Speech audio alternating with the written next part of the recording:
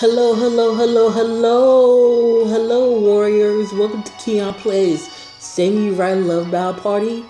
Mitsunari Ishida Act 2 story. Let's continue on.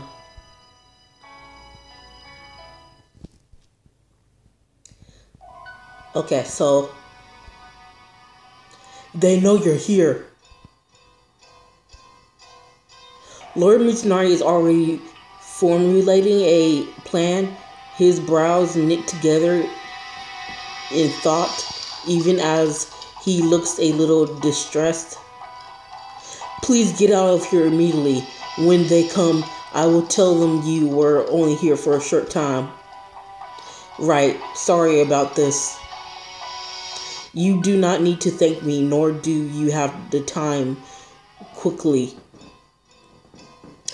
Though nothing remotely suggests we don't need to get out of here, Lord Mitsunari does not move. I'm the one they want. Yes, please go. Bring me a kimono. What? Lord Take is clearly not expecting to be asked for that favor. Lord Mitsunari, you're not thinking both Minamoto and Yoshisun and even Yamato Takeru no Matoko too. Okay, good. Gosh, that was a lot of things I had to say. Deceive their enemies by dressing as a woman. But don't worry about me.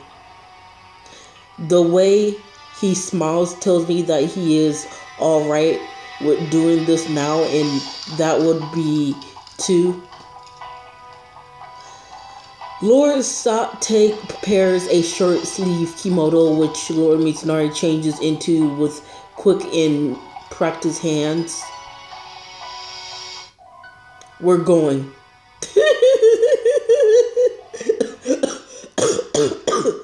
Good gosh. Mitsunari is a girl. Right. Mitsunari is a girl. Shortly after we leave the Take residence out the back way. Immediately outside the residence, we find Saku waiting for us. Keon, thank goodness you're alright. But Sakun, you don't know that Mitsunari dresses as a girl. Well, now you're gonna know. It certainly appears as if some of his haste was out of concern for me. What about you, Sakun? Are you alright? Do you even think to ask? Just who do you think you are dealing with? What the? Sake? Sakun, keep it down.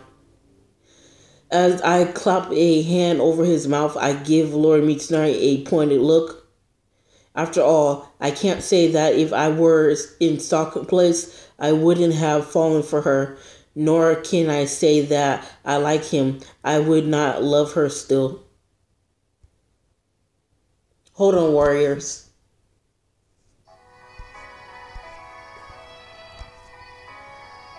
Okay, continue on.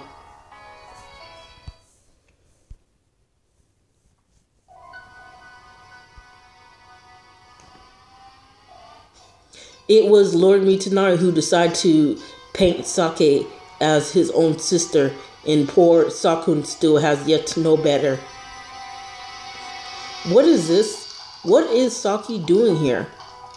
Well,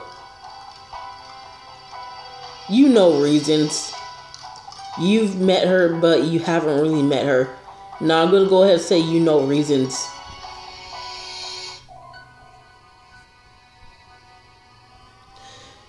Okay.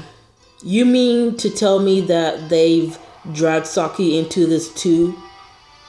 No, nothing like that. Just As I struggle to find the words to explain this very unique situation in which we find ourselves, Sake does not exist.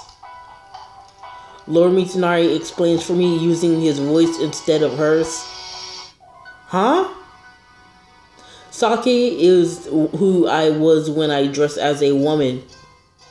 Wait, why is your voice different? No way. You sound like Lord Mitsunari. Sakun, please.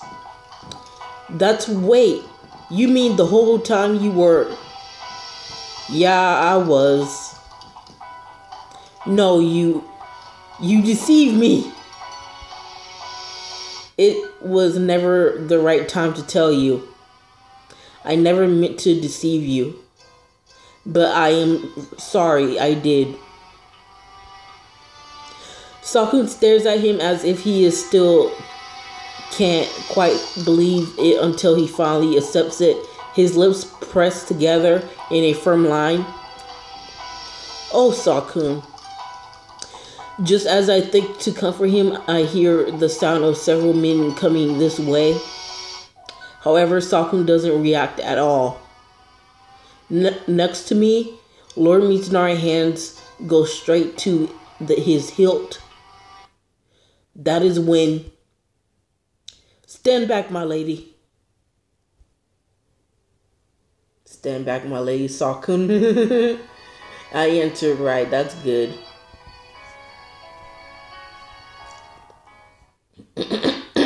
Hold on. Okay, let's continue. I had to clear my throat.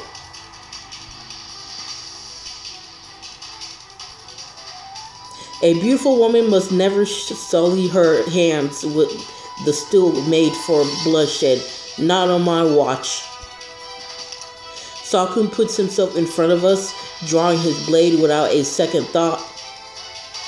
I don't really know how things turn out like this, but no matter how it happened, my heart has always been yours, Sake. I've waited so long for the chance to see you again, and I know this is the last time I ever will. But please, since it has to be the last time, let me protect you as you always deserve. As soon as his impassioned, whatever you call that, plead takes his voice, Sakun runs straight into the shadows of our enemies. The first man is taken by surprise, offering no more resistance to his blade as mochi to a dessert fork. Stronger foes are soon to follow, their blade flashing before my eyes. Sakun. Though Lord Mitsunari cautiously keeps me behind him, he makes no move to join him. It seems as if he is of the mind that to let Sakun do this on his own. At the same time, I can't help but think that the sparks in the air look like fireworks against the night. Just as I start to imagine them, bright with the passion of his young love, I hear the sound of bodies hitting the floor. Hell, Sakun, you're incredible. He defeats one man after another until only one is left standing. You will rue the day fate decided you were to raise a blade against me. The moment he rushes in, still shouting, the man who would be his last opponent falls forward into the dirt, Sakun blade cutting the air instead of flesh. Huh? I can't help but cry out in shock when I see who is immediately behind where the body fell. Oh, it's Hideaki. What's Hideaki doing here? I look forward. I look towards Lord Mitsunari, but he is not looking at Hideaki at all. Instead, completely focused on who is behind him. Wait, I know him. Toramasu.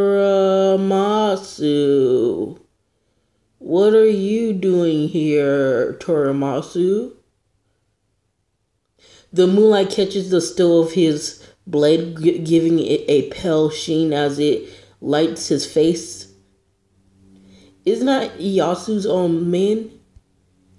I think so. Well, I'm going to go ahead and end it early because I can. But before I do that, I want to see what kind of story mission it is. And I want to see what kind of letter this is. I knew I would get the letter. Anyways, let's do that. Let's read the letter. Read the letter.